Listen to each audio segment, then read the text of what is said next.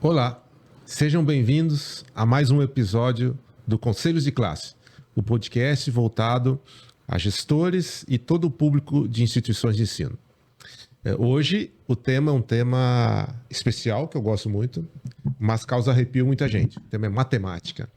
E matemática, tanto dentro da sala de aula, mas no sentido mais filosófico e as implicações que isso tem na sociedade, na economia. Nós vamos abordar bastante esse tema. Trouxemos um especialista para falar sobre isso. Mas, como sempre, vamos começar com a chamada dos nossos integrantes, né? Aqui à minha direita. Ana Paula, da Espaço In, presente. Eu gosto muito assim, porque é A, Baiar, da Alabama, e C, Carla, da Hábito. ABC. É excelente, assim, né? É uma música muito famosa, um clássico, né? Do Pelé, ABC, né? A chamada aqui com Baiar é na ordem alfabética. Exatamente. E calhou de eu estar dentro da ordem alfabética. Aliás, eu só aceitei sentar aqui na mediação porque deu certo a ordem isso. alfabética. E eu vou deixar, então, o nosso convidado especial se apresentar, né? Letra L, Lílio. Seu primeiro nome é Lílio mesmo? Lílio, existe esse nome. Muito bem, Baiar não existe, mas eu me chamo assim, né? E hoje, eu, com a internet, a gente vê que é um nome assim, muito comum no Japão, porque foi escrito errado o personagem Lilo. E, por incrível que pareça, no Paraguai. Eu não sei por quê. Muito bem. Seu nome é total italiano, né? Total italiano. Muito bem. Lílio Alonso Pauliello Júnior. Então. E o Alonso foi o nome santificado que puseram no meio. Porque o padre não queria batizar meu pai como Lílio, que era um nome pagão. Então, pode dar um nome de santo. Aí sugeriu o próprio nome do padre, que se chamava Alonso. Muito bem.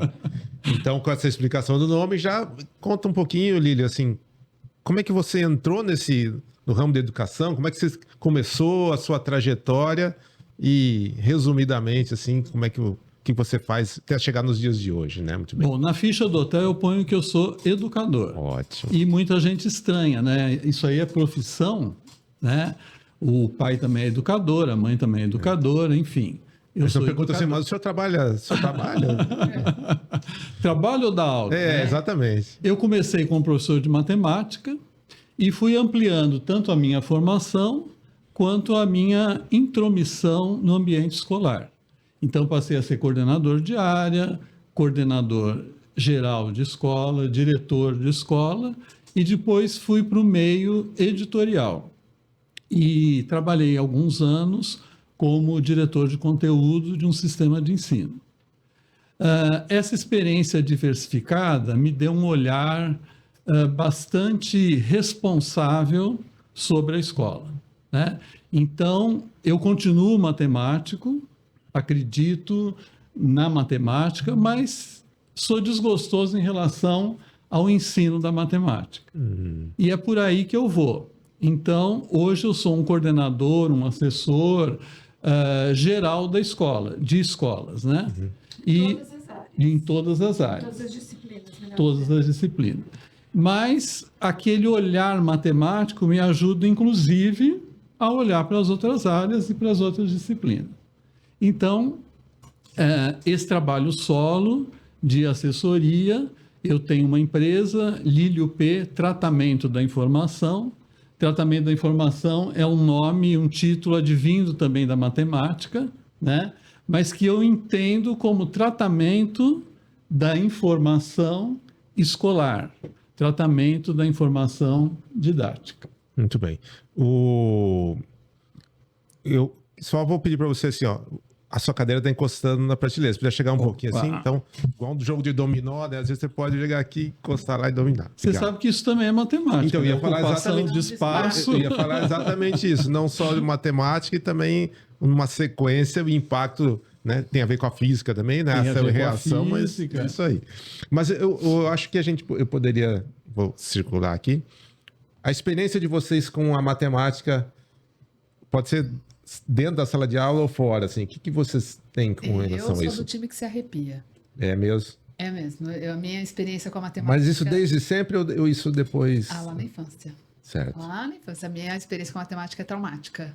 Certo. O trauma é lá no começo da vida lá, escolar. Lá no começo da vida escolar. É um aprendizado difícil, um aprendizado carregado, difícil de entender. E é muito engraçado isso, porque lá na educação infantil, não, lá no comecinho ali, a dificuldade da matemática, quando chega no técnico, que era aquelas expressões longas, aquele negócio do log, eu só tirava 10. Então eu ia muito bem naquilo. Colava, né? Não colava. Talvez por ele ser mais regrado.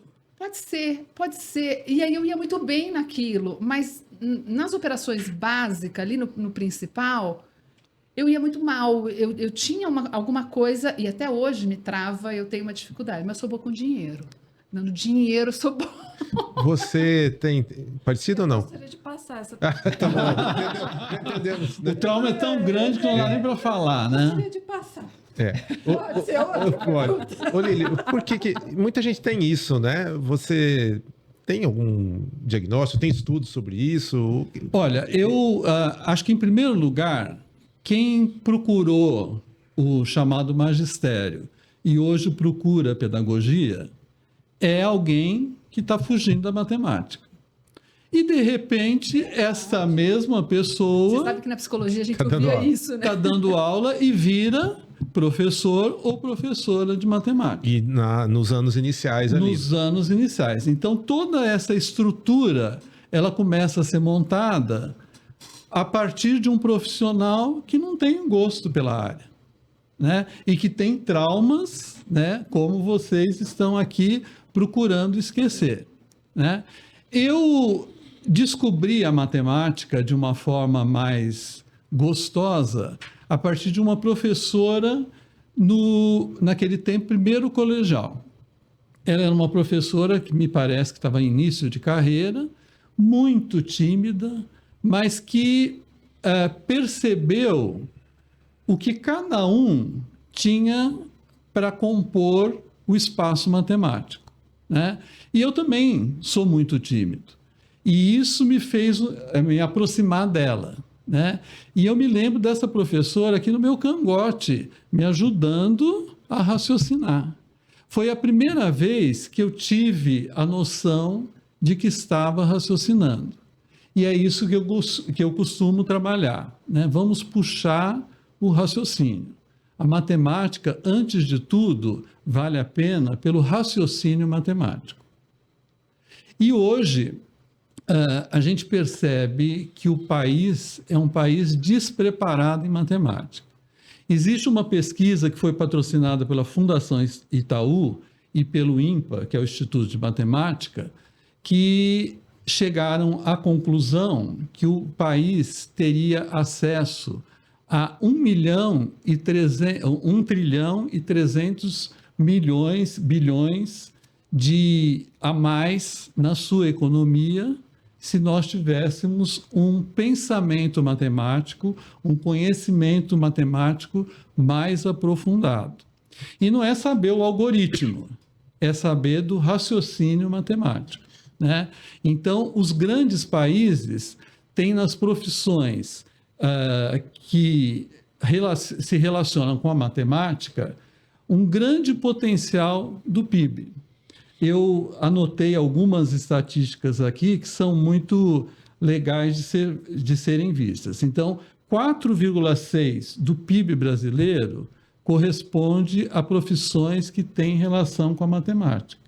Para a gente ter um meio de comparação, nós temos países como a Dinamarca, que 30% do PIB corresponde a essas mesmas profissões, né? E por que será que não tem mais? Porque todo mundo, ou muita gente, tem medo da matemática.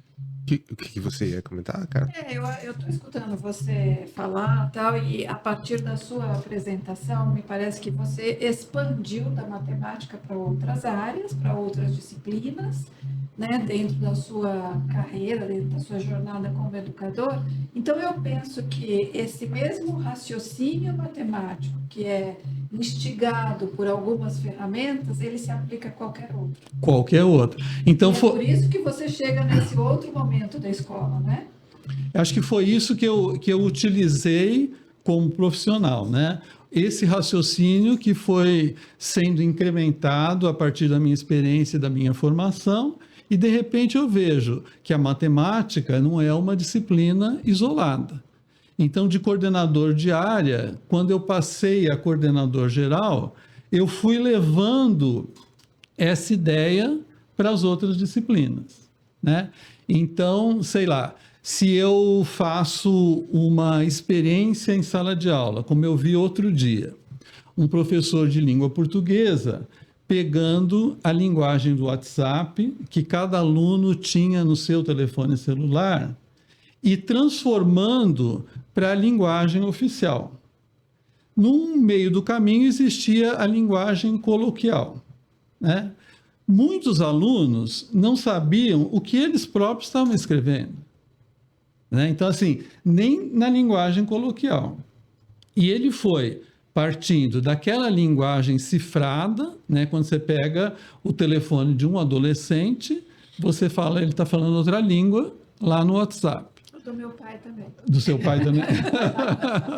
Porque a língua que ele fala... É o 8 e 80, né? Então, esse dinamismo que essa linguagem traz, ela tem um raciocínio por detrás. Por que que o jovem faz isso? Porque ele está querendo uma mensagem rápida. E ele está falando com uma pessoa próxima. Só que quando ele amplia isso, ele fala do mesmo jeito. Eu já peguei várias redações em que o aluno escreve TB no lugar de também, né? E a gente, quando vai mandar um recadinho para alguém, mesmo que seja no papel, na geladeira, antes de sair de casa, você acaba usando essa linguagem mais rápida. Então, essa decodificação que o professor fez com os alunos fez com que essa classe saísse de uma linguagem específica para a linguagem formal. E eles nem tinham ideia daquilo que eles estavam escrevendo. Eu posso depreender disso que, assim, o conteúdo programático, a gente conseguiria subir a régua do conteúdo de todas as áreas, de todas as disciplinas, né? E subir a régua não seria exatamente juntar um monte de conteúdo, nem aprofundar todos eles. Pelo contrário, na minha opinião, subir a régua é você ter uma boa... eu vou falar aqui corte, mas não é necessariamente corte, é uma curadoria de conteúdo. Então, o professor ele funciona como um mestre que vai fazer uma exposição de arte. Ele tem 25 quadros do Di Cavalcanti, mas ele tem uma parede para colocar esses quadros. Ele vai fazer uma seleção, seja pela beleza da tela, seja porque aquela tela representou algo na vida do Di Cavalcanti, da sua obra, ele vai fazer uma seleção. E quando ele for escrever o release de cada quadro, ele vai colocar sinteticamente a experiência que esse curador teve ao se deparar com aquela obra. Então, acho que essa hoje é uma grande função do professor. É um curador de conhecimento. Mas deixa eu fazer uma provocação. Sim, claro. A questão dessa curadoria, eu acho que assim, a gente pode colocar como desenvolvimento das habilidades de análise e síntese. Entre outras. Então, assim, eu diria desenvolvimento de habilidades e não desenvolvimento de conteúdo. Entendi. Né? O conteúdo, ele vai estar na sala de aula em função de uma habilidade a ser adquirida. E essa habilidade a ser adquirida, ela tem que estar num contexto que eu chamo de educação social. Eu estou começando a trabalhar esse conceito por minha conta. Logicamente, estudando e olhando para diversos autores que, de uma forma ou de outra, falam sobre isso. Não é a educação moral, social e cívica do meu tempo de estudante, Deus me livre. Nem o SPB. Nem o SPB. E também não é a socioemocional. Ela é um olhar para a realidade e a entrada do conteúdo na sala de aula em função da habilidade que está sendo vista em função da realidade. Lílio, isso é um norteador, pensando em você como um assessor ali, isso é um norteador para o professor, para que ele possa pensar num planejamento ou em como trilhar, não sei se esse é o caminho, mas como ele vai trilhar esse planejamento para desenvolver essas habilidades no aluno. Exatamente. Ele funciona como a parede da exposição. Tá. Né? É isso que temos. É isso que precisamos organizar. Tá. E aí, pensando nessa parede, eu posso desenhar um aluno que eu quero atingir tal potencial, um aluno que ele não alcança esse potencial e um aluno de alta habilidade. E aí eu começo a criar jornadas a partir desta trilha, dessa jornada. Essa jornada, eu gosto muito de olhar a taxonomia de Bloom para me ajudar nessa organização. E existe um grupo de pesquisadores na Oceania que ampliou a taxonomia de Bloom. O Bloom não falava em criar. Aqui a gente tem uma questão assim de essas linguagens, né? Eu não sei o que é taxonomia de Bloom. Eu lembro da bruxa de Blair. Eu acho que não tem nada a ver. Então, É quase a mesma coisa. O que é a taxonomia de Bloom? O Bloom, na verdade, ele quase foi um bruxo, né, para descobrir tudo aquilo.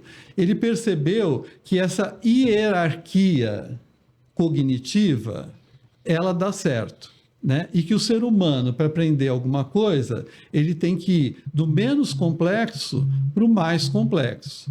Só que no tempo que ele fez o seu estudo e montou a sua taxonomia, que nada mais é do que uma classificação, hoje chamada de classificação de habilidades, etc., né?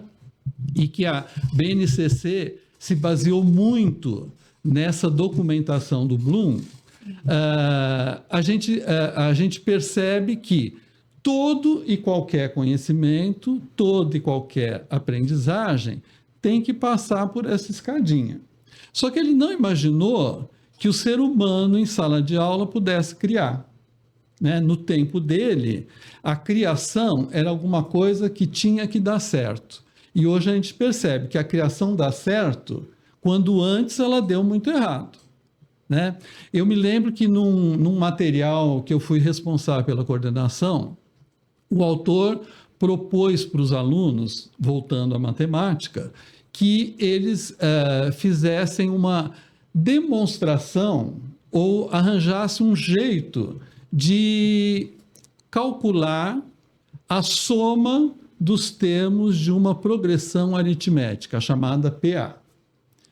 Eu tive carreiras de e-mails de professores protestando. Porque assim, como é que o aluno vai conseguir uma coisa que alguém já demonstrou, né? Não, ele está errando. Ótimo que ele está errando. Essa atividade foi feita primeiro para errar. Porque quando você passa a fórmula na lousa e demonstra, né, parece que aquilo lá é, como é que é a bruxa de Blair. Que a bruxa de Blair é que criou. Mas não foi. Foi um homem normal que teve um problema cotidiano e resolveu se debruçar sobre aquele assunto. Não, e na verdade, parafraseando, ele subiu no ombro de vários gigantes, assim, porque ele só chegou nesse resultado porque teve outros que começaram o estudo. Exato. Então, o Gauss foi um deles, né, que propiciou que alguém em fizesse essa demonstração. Na primeira aula que eu dei na vida, eu entrei na faculdade, cortaram meu cabelo e no dia seguinte eu estava dando aula, naquele tempo, para a 8ª série. E entrei, todo mundo adulto. Era uma escola na Zona Norte, uma escola particular na Zona Norte, e que trabalhadores estudavam naquela escola. Quando eles viram um cara careca de 19 anos, logicamente que eles aprontaram. E o tema era a equação do segundo grau e a fórmula de Bhaskara. E eles começaram a brincar, a gozar na minha cara e papapá. Não tive outra saída. Amanhã, prova sobre a demonstração da fórmula de Bhaskara. O que aconteceu?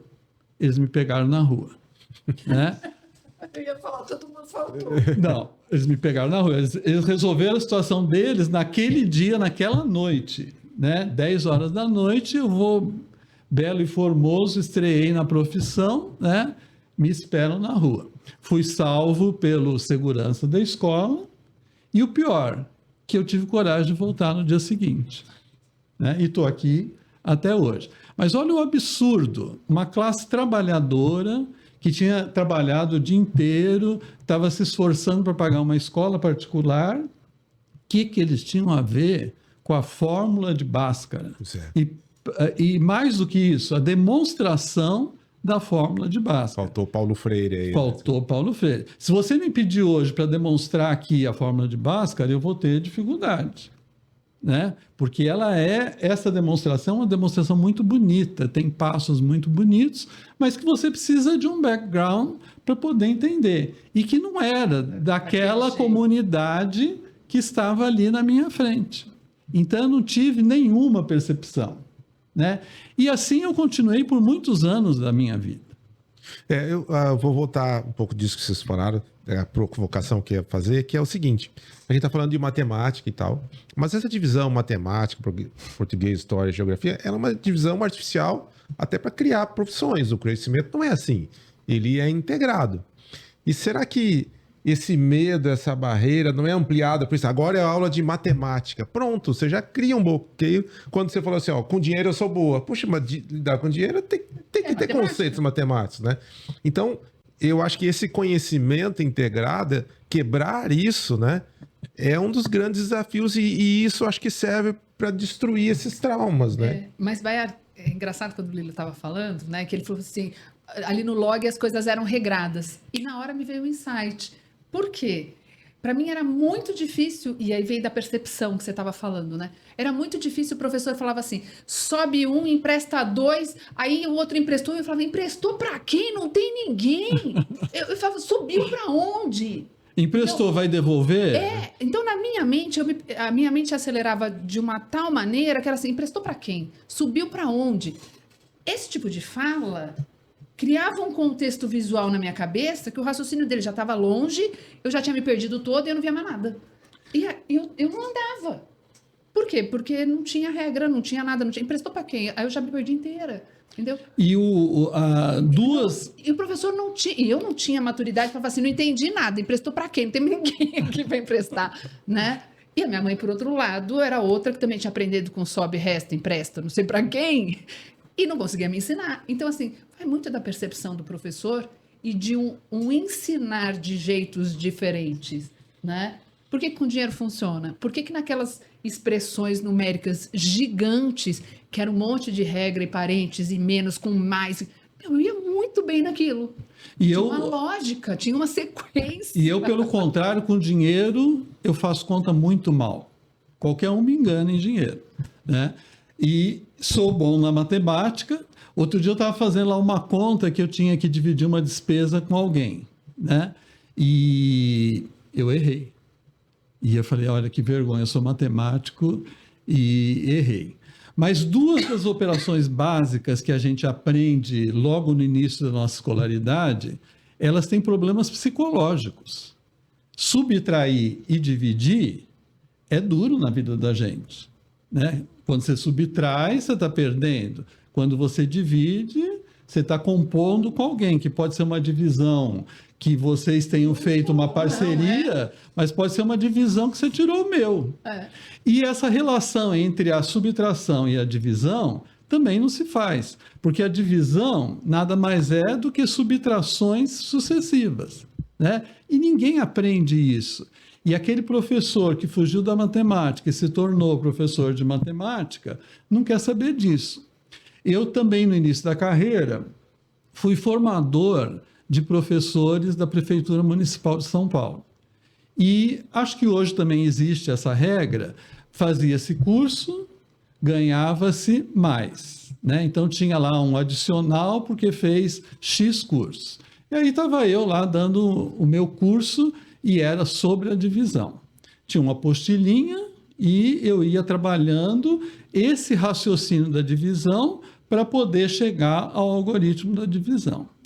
Teve uma hora que uma senhora sentada bem à minha frente, ela pegou a apostila e falou assim, olha, toma essa apostila, jogou na minha cara. pode ficar com essa apostila, com o meu dinheiro que eu ia ganhar fazendo esse curso, mas eu não estou suportando. Eu tenho 24 anos e meio de magistério, nunca soube disso tudo que você está falando e vivi esse tempo numa boa. Não falava numa boa naquele tempo. Vivi bem nesse tempo de magistério. E eu percebi a aflição dessa profissional, né, que há 6 meses de uma aposentadoria tinha trabalhado a divisão de uma forma regrada. Mas era uma regra que também não tinha muita razão de ser.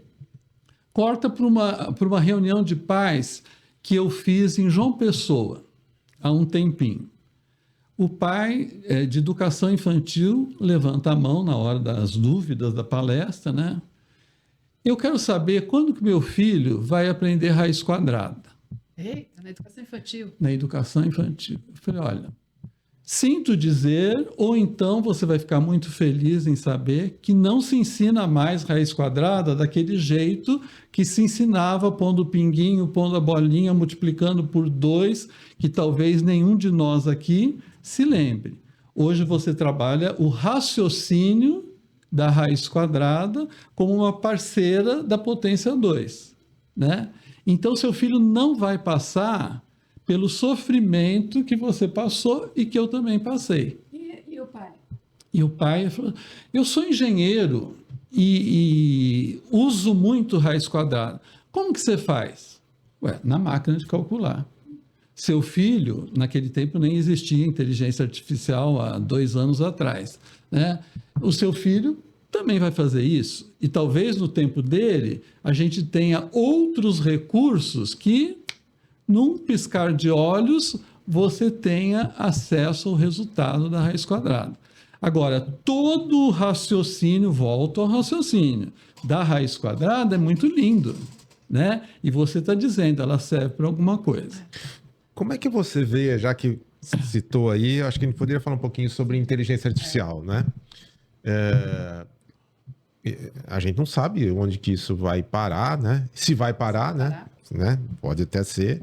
Mas, hoje em dia, é muito mais fácil conversar, perguntar para as diversas inteligências artificiais e a resposta a gente acha que vem pronta. E ela nada mais é do que um movimento estatístico que vai lá e busca as respostas mais usadas. Isso, será que vai prejudicar demais? As pessoas vão emburrecer com isso? Ou assim, para você se destacar, você vai ter que ser um profissional cada vez melhor e ter os fundamentos muito claros para você poder assumir o controle da situação e não ficar passivo diante de um... Hoje a gente tem que ser o rei do prompt, né? Se você tiver um bom prompt, você tem uma boa conversa com essa inteligência artificial. Alguns anos atrás surgiu o Photomat, né?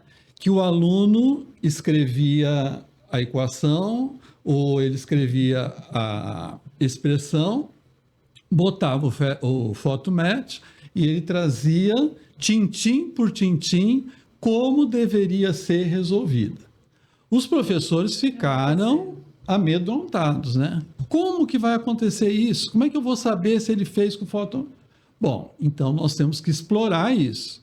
Então, nessas assessorias, tanto em matemática quanto na assessoria em geral, eu faço desses aplicativos, dessa inteligência artificial, aliados ao meu trabalho. Engenharia reversa. Exatamente, a engenharia reversa está aí presente, pode estar presente na nossa sala de aula. Então, vamos utilizar o Photomat, ao invés de pedir na lição de casa uma expressão de 3 linhas, nós vamos dar a expressão resolvida por esse aplicativo. E a gente vai pedir a explicação de cada uma das fases da sequência que ele fez. Então, assim, nós vamos ser parceiros aí desse aplicativo. Explica para ele por que ele daqui veio para cá, como é que ele saiu da segunda passagem para a terceira passagem. Lilo, mas é aí que eu acho que está a grande fragilidade e que eu acho que é a beleza da assessoria. É ensinar o conceito e o raciocínio lógico, que é onde está o grande trauma. o por que sobe, por que empresta, ou exatamente essa engenharia reversa. Por quê? Porque eu não aprendi a pensar a matemática, onde ela se aplica, aonde ela está envolvida. E ela não é só lá na apostila, ela está em tudo, como a gente brincou com a estante, como a gente brinca, né? Como fala, está nas estrelas, está nos jogos, está em tudo, está no algoritmo, está para montar o celular, está para montar a própria inteligência artificial. Então, assim, a matemática está em tudo, a física, a química, mas a gente não... A gente vê tudo isso separado, né? Como Então, você falou, né? A engenharia reversa ajuda muito a olhar para isso e a ensinar os professores a desmitificar isso, né? Como que você enxerga a questão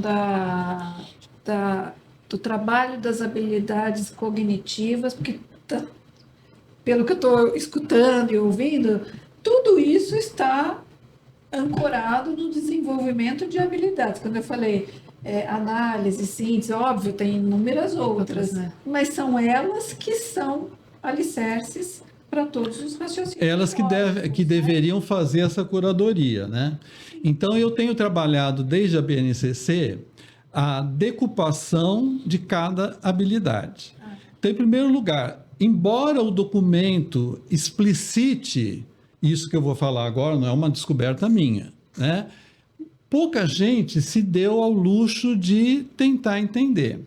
Então, qualquer habilidade, ela é composta por 3 fatores. O primeiro é o verbo de ação cognitiva, tá? E não é qualquer verbo que dá um verbo de ação cognitiva. O famoso verbo compreender, ele diz tudo e não quer dizer nada. E a última versão da BNCC ainda saiu com alguns compreender, que não deu tempo de revisar no final da documentação. Então, quando eu falo isso para o professor, não use compreender, ele fala, mas na BNCC tem. Ela tem por falta de revisão, pela pressa. Então, um verbo de ação cognitiva é aquele que dá uma ação observável.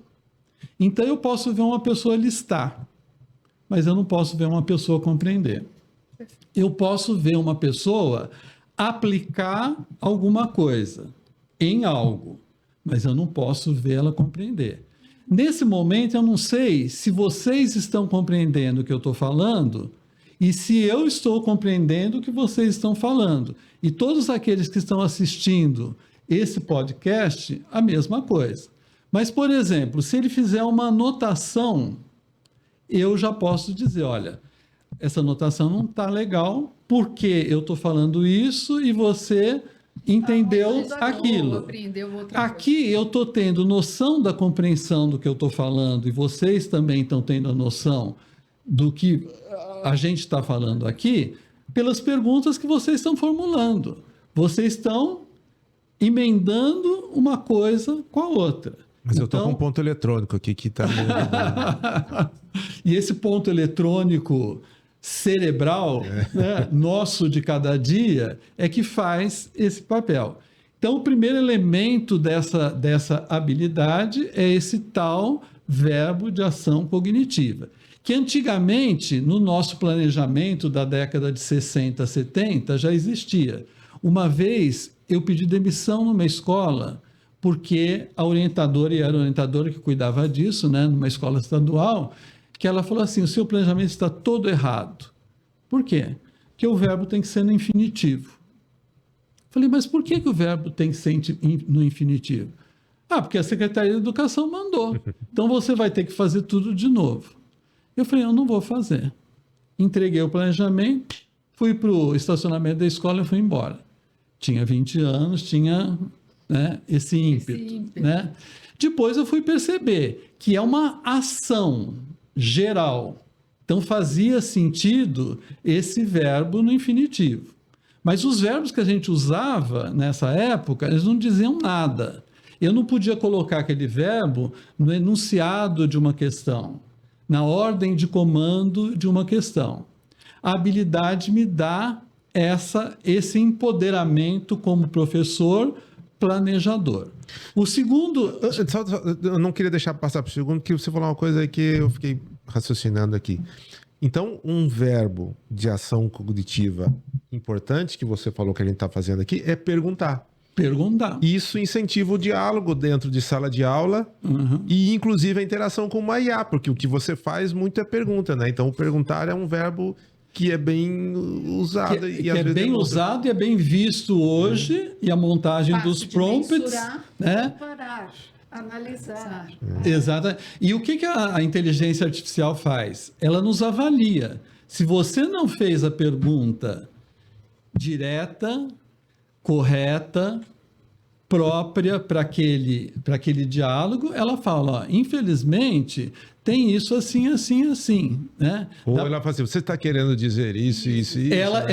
ela Vai moldando. modifica o seu prompt inicial para alguma coisa que está muito mais acertada Dentro ou dos tem muito padrões, mais né? relação com aquilo que você está se interessando em discutir. Né? Então, perguntar sempre foi a semente da humanidade, mas hoje é mais fundamental. O bom perguntador é melhor visto no mercado de trabalho do que o bom respondedor. Eu ia brincar, né? Eu tenho uma relação muito próxima, assim, com o meu chat. E, às vezes ele fala assim, isto sim foi uma pergunta sênior. Fala, querido. A pergunta é a base da filosofia. Exatamente. Se não houvesse a pergunta, não haveria filosofia. Voltando aí à o segundo, habilidade né? da BNCC, o segundo elemento dela é o conteúdo. Esse a gente nada de braçada, né? Advérbio, achamento ou descobrimento do Brasil, geografia física, é um monte de coisa. Só que até na BNCC, alguns professores têm uma dificuldade pela falta da prática ainda, que nós estamos começando um processo no Brasil de descobrir qual é esse conteúdo. E o último e mais importante, não sei se mais importante, mas o mais sedutor é o modificador. O modificador é aquela parte da habilidade que foi colocada no documento para fechar uma ideia de habilidade, mas que o professor criador ele pode modificar aquela parte. Eu trouxe como exemplo uma habilidade do quinto ano de língua portuguesa. Estabelecer expectativas em relação ao texto que vai ler. Olha só que bacana, né? Estabelecer expectativa é uma ação cognitiva, né? Se eu olhar expectativas em relação a um texto, tá? Você tem aí um conteúdo. Então, a palavra expectativa fez junção do verbo com o conteúdo. E o documento fala que vai ler. Bom, que vai ler, mas poderia ser que vai escrever. Mas poderia ser um mapa. Mas poderia ser um gráfico. Mas poderia ser um texto de WhatsApp. Mas poderia ser um infográfico. Então, aí, a beleza do modificador. Na minha classe, daquela escola, dos alunos trabalhadores, será que vai ler o texto de Guimarães Rosa? Acho que não, né? Mesmo no quinto ano, isso não seria muito possível. Mas ele pode ler uma notícia de futebol que saiu na internet hoje, né? Então, essa habilidade vai ser composta pelo professor. Então, ele vai pegar a ação cognitiva, vai juntar o conteúdo e vai colocar a sua modificação. Então, olha que legal. Isso dá ideia para o planejamento, para a discussão que tem que haver no planejamento e é um passo decisivo para a montagem da avaliação. Essa mesma frase eu posso colocar diretamente na minha avaliação como sendo a consigna da questão que eu quero fazer. Então, estabeleça expectativas em relação ao texto da notícia vinculada pelo portal tal sobre o campeonato brasileiro de futebol. Você queria comentar? Eu queria falar uma coisa que eu acho que assim, quando você toca, isso é o que a gente deveria fazer no planejamento, mas eu acho que é isso que não se faz no planejamento. E hoje, o que Ou acontece? estou errada. Acho que está certo, infelizmente. Felizmente, né? Hoje, o que acontece? Nossa, a BNCC facilitou meu trabalho, porque eu copio e colo lá. Copio e colo lá. Só que se eu não decupei, se eu aceitei o modificador, então legal, é porque você pode e você acha que aquele modificador está legal naquilo que você se propôs a ensinar a partir da curadoria que você fez nos conteúdos da sua disciplina, tá? Então, a sua prova, o seu instrumento de avaliação tem que ser fidedigno àquilo que você se colocou. Não há mal nenhum em copiar e colar da BNCC, ótimo. E eu não preciso nem copiar e colar da BNCC, eu posso pedir para a inteligência artificial quais são aí as habilidades do conteúdo X. Quais são as habilidades que eu tenho que trabalhar em geografia no 7º ano? Então, o nosso trabalho hoje é mais facilitado ainda. Só que aquela curadoria, que é aquele olhar para a educação social, Que é um modificador lá. que é o modificador, é que vai dar o toque de Midas na minha programação e do meu planejamento. Eu queria te perguntar duas coisas na sequência. Você queria... Não, pode Eu queria ir. te perguntar duas coisas. A sua assessoria ajuda a escola a sair de um lugar para ir para outro?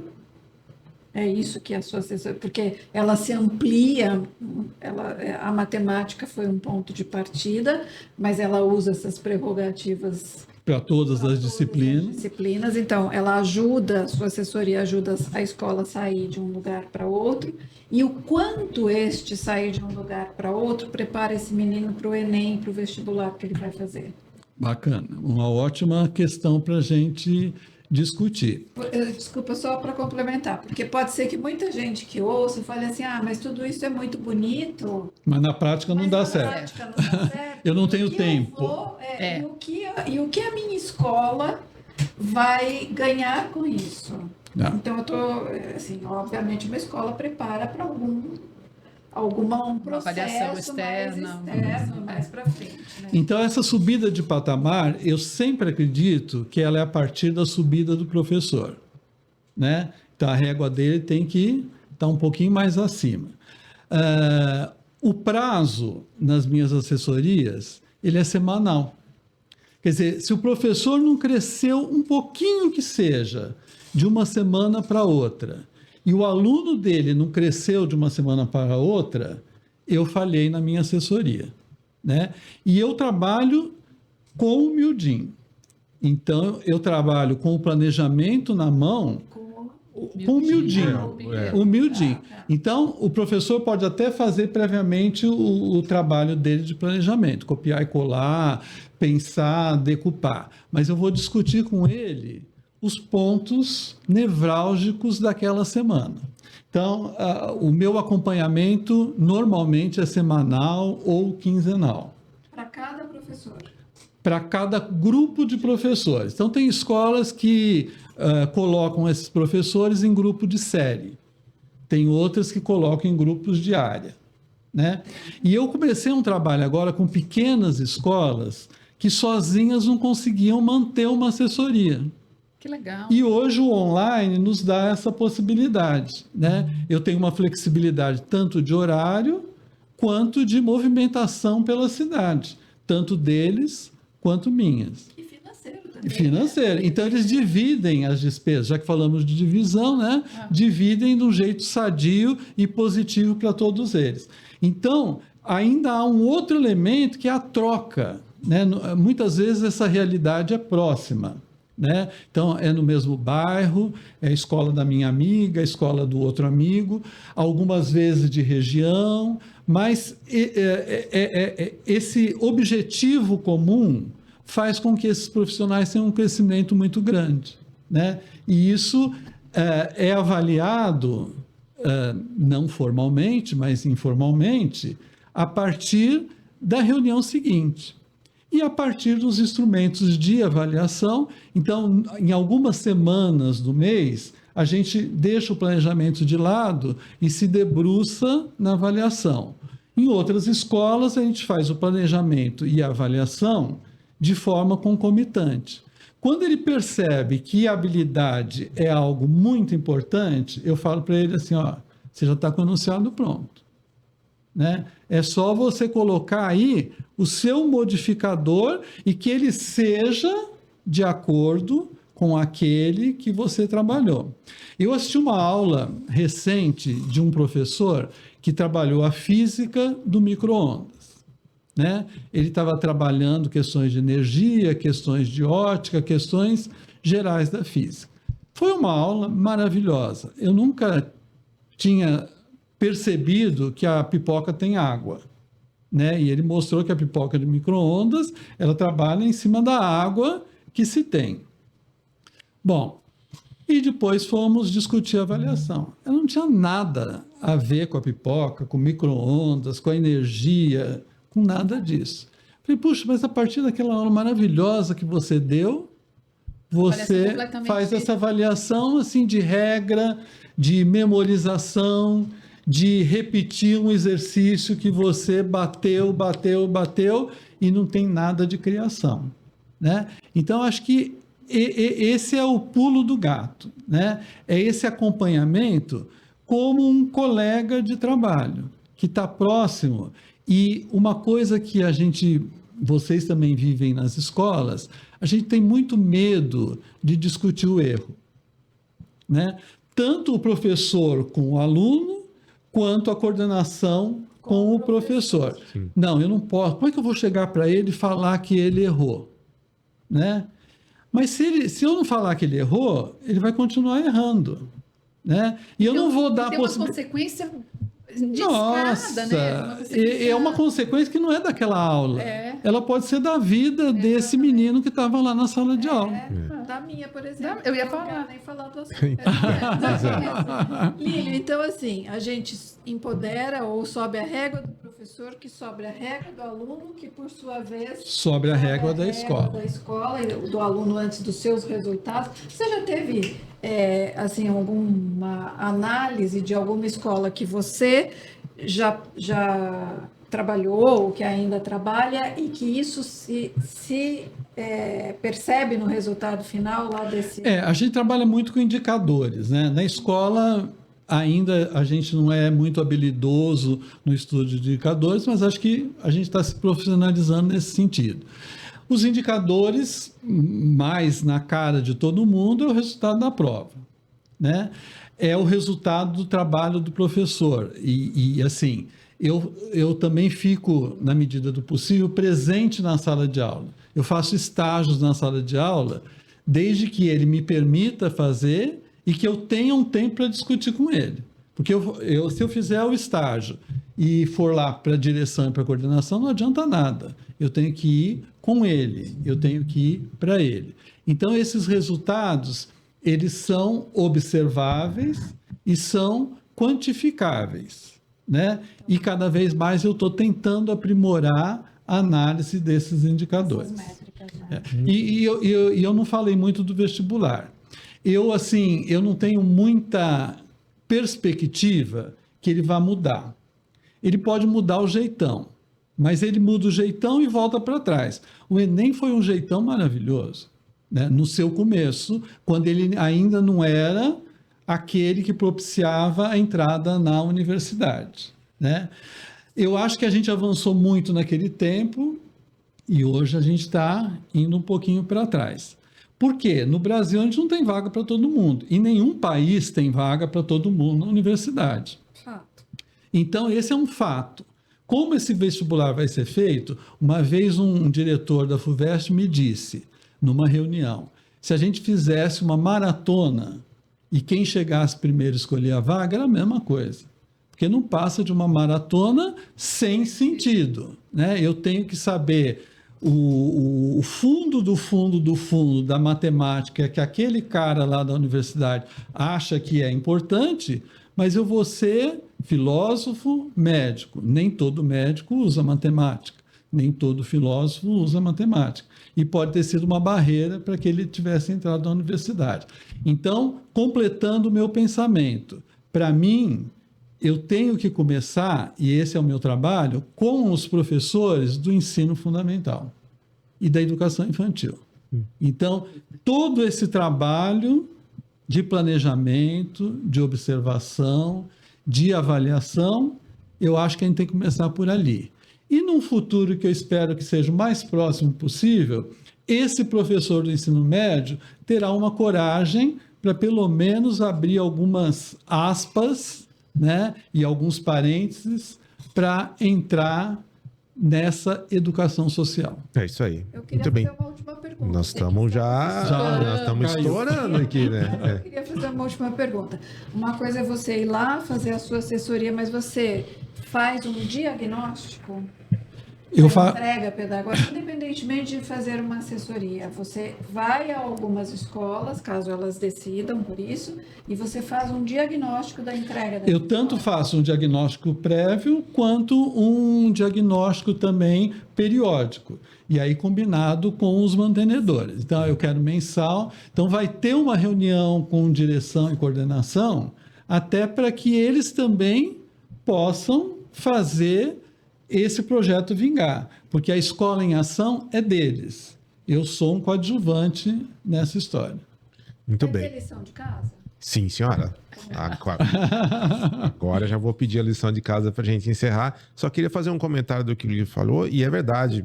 Em nenhum país do mundo você tem vaga para todo mundo no ensino superior. Mas é porque a maioria das pessoas não precisa do ensino superior. Aqui que a gente criou um mercado de diploma.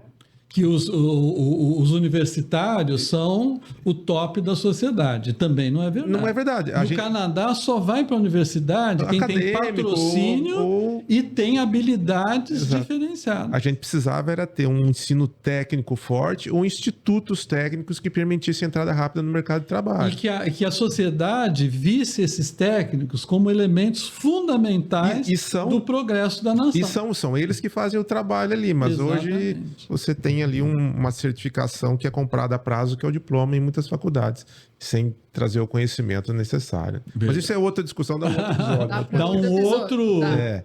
um outro programa. A gente sempre encerra dando uma lição de casa para quem está assistindo. Ou seja, nesse tema que a gente passou aqui, a gente começou pela matemática, né? Vimos o quanto que ela pode contribuir para o crescimento do país, na verdade, né? O desenvolvimento e geração de valor dentro dele, né? Fazendo algumas comparações que você trouxe. Aí passamos para uma questão mais profunda, que é da construção do conhecimento mesmo, e não só da matemática, de outras questões, e não, mas continuamos para a BNCC e para os resultados de sala de aula, e aí o que a Carla muito fez esse caminho, né? Eu faço um diagnóstico, eu monto estratégias, eu avalio se isso está sendo Dando os resultados resultados. e tem os indicadores para saber se eu conseguir melhorar a performance e tem uma instituição melhor, né? Então isso a gente passou por aí. Então eu queria que cada uma de vocês desse uma lição de casa relacionada a esse episódio para quem está nos assistindo. Eu vou Ana começar? Paula. Sim, senhora. Tudo bem. Começa com A. Quem mandou? Seu pai e sua mãe batizarem você com A. Pois é, né? Gente, eu acho que vale muito reassistir o episódio. Mas pode ser na 1.25. Vou explicar por quê. Tem muito conteúdo aqui importantíssimo. Muitas escolas falam assim: eu sou excelente, meu pedagógico é excelente, né? Se o seu pedagógico é excelente, seu índice de rematrícula tem que estar lá em cima. Se o seu índice de rematrícula não está lá em cima, eu acho que vale a pena esse diagnóstico, eu acho que vale a pena dar uma olhadinha aqui, eu acho que vale a pena olhar para esse lugar e falar assim: como é que está isso tudo? Óbvio que tem outras questões para uma rematrícula também tá legal, mas eu acho que a gente tem um caminho aqui que pode ajudar a transformar esse lugar da rematrícula, que é olhando para esse tipo de assessoria. E a gente trouxe um lugar que, assim, olha como a matemática dá medo, e se a gente souber olhar para isso com outros olhares, talvez não dê mais medo. E não só a matemática. outras O áreas também. conhecimento- O conhecimento em si, né? Então eu reassistiria o episódio. Vou fazer um contraponto e depois vou falar uma coisa. Eu acho que assim, a rematrícula, obviamente ela tem um número lá, um índice e tal, mas ela não está relacionada necessariamente a este assunto, porque eu acho que ela pode estar muito boa dentro daquele padrão escolar, e aquela escola não está nem pensando nessas coisas todas que a gente está falando. Também. Para aquela escola, numericamente, aquilo está bom, mas assim, eu acho que o que a gente quis trazer aqui é o seguinte, assim, que eu gostaria de deixar como reflexão. Aceita, seja humilde, analise mesmo, contrate um diagnóstico e veja onde você está. Se você quer subir sua régua, eu acho que tem que partir por aí. Porque às vezes a gente acha que a gente está bom, porque o meu índice de rematrícula é ótimo, porque, enfim, está tudo... E coloca o resto embaixo do tapete. Exatamente. Agora, você quer subir a régua de verdade, e isso eu acho que a gente tem que se despojar, né, do orgulho mesmo, né, e abrir mesmo, olha, será que eu tô assim, será que realmente eu não posso dar Olhar passos diferente, à frente é. e colher resultados realmente diferentes? E a gente puxando um pouco para o marketing, assim, quando você faz coisas diferentes e colhe resultados que fazem sentido, mesmo os pais não sendo professores, educadores ali dentro da pedagógica, Eles vão os reconhecer. pais reconhecem, porque a gente, enquanto pai ou mãe, você sabe se o seu filho foi adiante, você sabe se ele aprendeu, você sabe. Você tem esse sentimento. Então, acho que se a escola consegue fazer uma nova proposta, subir a sua régua e fazer com que isso reverta em resultados que façam sentido, eu acho que você ganhou. Subiu a régua. Subiu a régua. Lílio, a sua lição de casa e onde que as pessoas te encontram? Rede social, contato, esse tipo de coisa assim. Contato, redes sociais, Lílio P, tratamento da informação. Lílio com 2 L's, com 3 Não, L's. com... tem 2 L, né? Li-O, Certo, P de pato. certo. Muito bem. Tratamento da informação, né? @gmail.com. É um e-mail grande, mas que ele procura traduzir tudo que a tem gente... Instagram, Lílio? Não tem Não tem Instagram. Instagram. Não tem Nem Instagram. LinkedIn? LinkedIn tem. Tem. Absurdo a Então, pessoa não ter Instagram. Né? dá Você não um tá no outro Orkut, programa você não aí tá pra no gente Orkut igual discutir. eu. Você tá no Orkut? Eu não te encontro. Não, eu mas não tem te LinkedIn, encontro tá lá. bom. Tá bom. Tem LinkedIn, Estou me tá sentindo muito solitário no Orkut. E acho que como lição de casa, eu falaria aqui, e daria até uma outra discussão, a gente pensar em rubricas. Né? Essas rubricas, elas traduzem para o professor os possíveis resultados que esse aluno vai ter. As possíveis, não resposta no sentido da resposta escrita, mas o outro lado do aprendiz. E elas nos fazem perceber a habilidade em estágios diferentes. Nem todo mundo vai chegar naquela habilidade completa.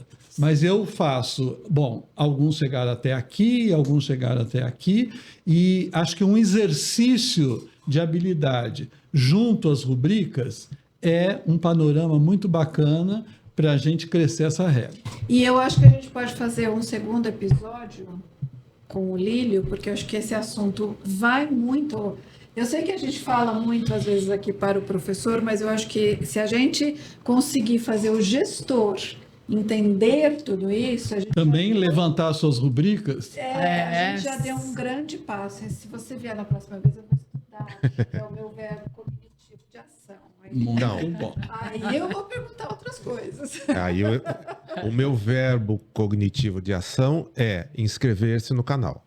Esse é o primeiro. Então, esse E eu ia colocar exatamente isso, estudar, porque a minha lição de casa é essa. Quem quiser ser profissional de educação, e esse episódio foi um exemplo clássico disso aqui, muito claro, você precisa estudar. Você tem toda uma estruturação teórica e fundamentada da BNCC que você precisa dominar e precisa saber aplicar no seu dia a dia. Isso que vai fazer você um profissional diferenciado e se destacar ao longo da carreira. Então, para mim, ficou explícito isso aqui, né?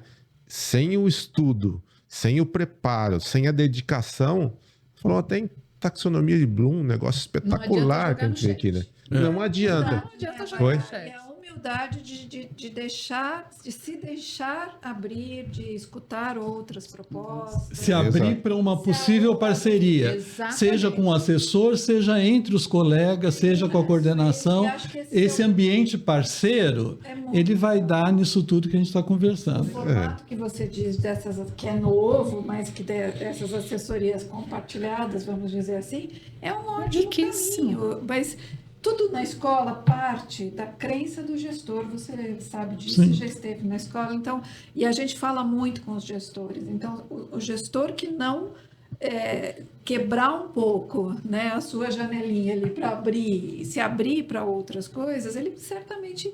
A gente já falou aqui de economia, de uma série de coisas, mas o pedagógico é o core de uma escola. Não, e o que você falou assim, ó, ele fazendo um trabalho melhor, tendo profissionais melhores, ele vai propiciar um melhor serviço, vai poder cobrar mais, ou ter mais alunos, ou ter mais fidelização. E vai ter um diferencial. resultado, vai ter um resultado melhor. Negócio. Exato. Né? Um diferencial observável, como a gente falou aqui de ação observável, né? É o diferencial observável. Gente, Não adianta eu falar. Não termina. Episódio bom é isso. O duro é que o diferencial observável para muito gestor ainda é cobrir a quadra, ou fazer a piscina, Muito ou bem. pintar o parquinho.